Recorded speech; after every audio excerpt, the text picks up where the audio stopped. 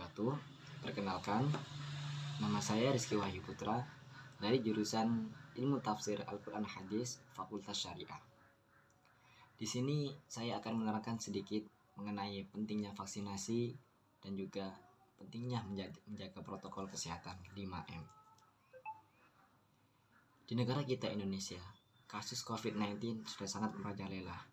Bahkan angka kematian yang terjadi di negara Indonesia kali ini kebanyakan dari kasus COVID-19. Pengaruh COVID-19 terhadap negara kita sangat besar, terutama di bidang pendidikan. Semua sekolah masih belajar dalam keadaan daring. Nah, dalam bidang masyarakat pun segala kegiatan dimanapun juga dilakukan PPKM. Nah, ini mengakibatkan bahwa kinerja seluruh pekerjaan di Indonesia tidak stabil, yang akan merugikan masyarakat dan pemerintah. Oleh karena itu, betapa pentingnya melakukan suatu vaksin dan menjaga protokol kesehatan 5M. Vaksin sendiri merupakan produk biologi yang berisi antigen berupa zat mikroorganisme atau zat yang sudah diolah sedemikian rupa sehingga aman, dan jika diberikan kepada seseorang yang kekebalan tubuhnya secara aktif, maka dia akan terhindar dari virus. Pemerintah terus mengupayakan pelaksanaan suntik vaksin COVID-19 untuk seluruh masyarakat di Indonesia. Mulai dari awal tahun 2021 hingga saat ini, vaksin COVID-19 tengah didistribusikan ke seluruh masyarakat Indonesia. Pemberian vaksin ini merupakan solusi yang dianggap paling tepat untuk mengurangi dan memutus rantai penularan COVID-19. Vaksinasi bertujuan untuk memberikan kekebalan spesifik terhadap suatu penyakit, sehingga jika suatu saat terpapar penyakit, maka hanya akan mengalami gejala yang ringan.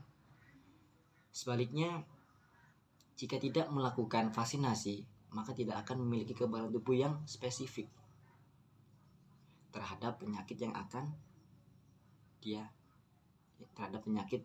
akan diderita olehnya. Apabila cakupan vaksinasi tinggi dan merata, maka akan terbentuk suatu kekebalan. Selain itu, vaksinasi COVID-19 juga dapat menjaga produktivitas dan mengurangi dampak sosial serta ekonomi. Vaksinasi COVID-19 dilakukan setelah kepastian, keamanan, dan keampuhannya itu ada. Kelompok prioritas yang penerima vaksin COVID-19 saat ini ialah kebanyakan dari tenaga medis atau tenaga kesehatan yang memiliki risiko tinggi terpapar COVID-19. Kemudian lansia di atas usia 50 tahun dan orang-orang yang pekerjaannya memiliki risiko tertular tertinggi. Kemudian vaksinasi juga akan dilanjutkan ke kelompok penerima lainnya, mulai dari masyarakat usia di atas 18 tahun sampai di bawah 15 tahun. Berdasarkan rekomendasi terbaru dari Perhimpunan Dokter Spesialis Penyakit Dalam, saat ini penyintas COVID-19 saat ini setahu saya penyintas COVID-19 harus segera mendapatkan vaksin dengan rentan waktu 3 bulan setelah dia dinyatakan bebas dari COVID-19. Hal tersebut dilakukan untuk mencegah terjadinya positif COVID yang kedua kalinya. Vaksinasi sendiri memiliki lebih banyak manfaat dibandingkan dengan efek samping yang dihasilkan. Dengan efek samping pemberian antibodi yang lebih tinggi dan memberikan proteksi terhadap virus COVID-19. Perubahan alami yang dialami ibu hamil membuat sistem imun di dalam tubuh juga dapat berubah. Central of Disease Control telah menyatakan bahwa ibu hamil dan ibu menyusui boleh melakukan vaksinasi COVID-19 untuk menekan potensi terinfeksinya virus COVID-19. Meski begitu, setiap kebijakan tetap berbeda-beda. Bahkan di kota Surakarta, ibu hamil dan ibu menyusui masih belum diperbolehkan untuk melakukan vaksinasi COVID-19.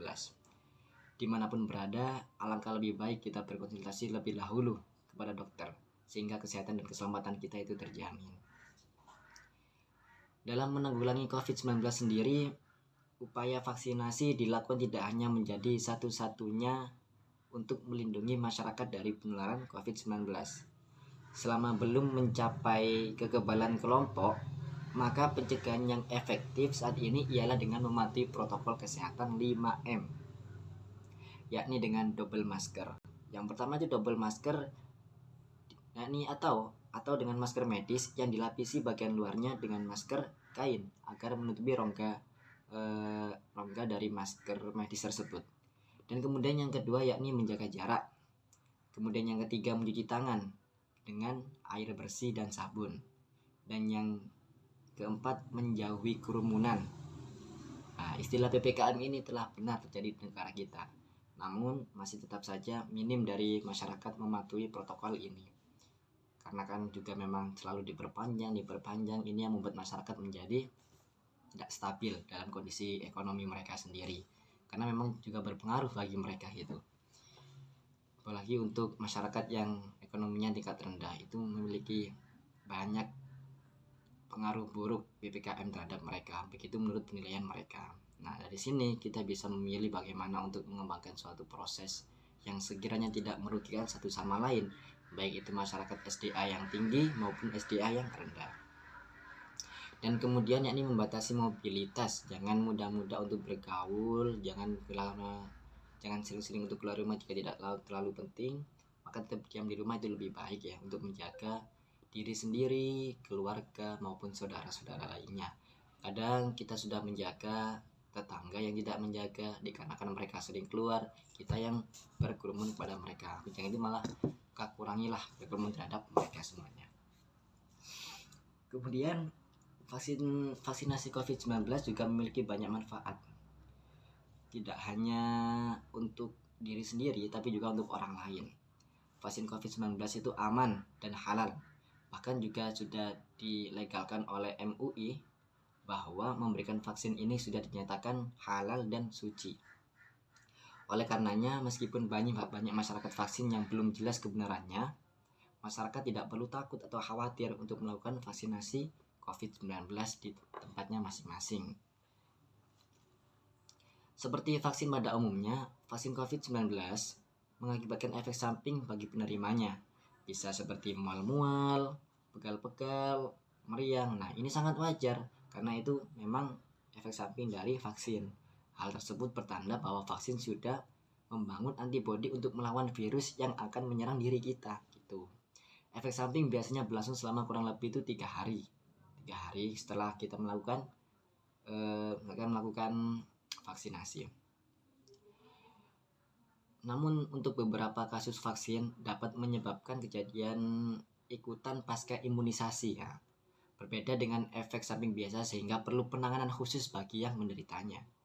KIPI, ya, ini singkatannya KIPI. KIPI dapat terjadi dengan tanda atau kondisi yang berbeda-beda setiap orangnya, mulai dari gejala efek samping ringan hingga efek samping yang parah. Gejala KIPI yang ringan dapat bersifat lokal berupa rasa ringan yang nyeri, kemerahan, serta pembengkakan di area yang divaksin. KIPI ringan biasanya terjadi saat setelah melakukan suntikan, kemudian setelah itu selesai, tidak ada. Sedangkan KIPI yang umumnya disebabkan oleh respon sistem imun terhadap vaksin dan menyebabkan alergi yang berat, ini seperti alergi berat terhadap vaksin, menurunkan trombosit, menyebabkan kejang, dan hipotania. Semua gejala KIPI berat dapat diatasi dan sembuh secara total tanpa adanya dampak jangka panjang. Terlepas dari berbagai risiko yang dapat ditimbulkan, proses vaksinasi merupakan prosedur yang aman. KIPI merupakan suatu kasus yang dipengaruhi oleh berbagai faktor, misalnya dalam kondisi dan kesehatan seseorang yang masih kurang stabil, proses vaksinasi itu sendiri. Nah, gejala KIPI yang benar-benar disebabkan substansi vaksin cenderung ringan dan dapat hilang dalam waktu yang singkat. KIPI yang merupakan kasus yang sering terjadi kebanyakan tidak membahayakan. Resiko munculnya KIPI masih lebih ringan dibandingkan resiko terjangkitnya penyakit virus yang tentu lebih mengancam nyawa. Oleh karena itu, marilah kita saling menjaga, saling mengikat satu sama lain, dan mematuhi protokol kesehatan. Memakai masker, mencuci tangan dengan sabun, menjaga jarak, menjauhi kerumunan, dan mengurangi mobilitas. Ini sangat diperlukan bagi kita masing-masing. Dikarenakan jika kesehatan kita juga kesehatan kita semua itu sangat diperlukan. Karena sehat itu mahal harganya dan tidak mudah mencari obatnya. Dengan kecuali dengan usaha kita sendiri untuk menjaga diri lebih baik, lebih sehat, dan mengingat bahwa kepentingan kesehatan keluarga itu juga lebih penting terhadap kebahagiaan keluarga. Oleh karena itu, marilah kita jaga kesehatan bersama-sama. Salam pergerakan mahasiswa.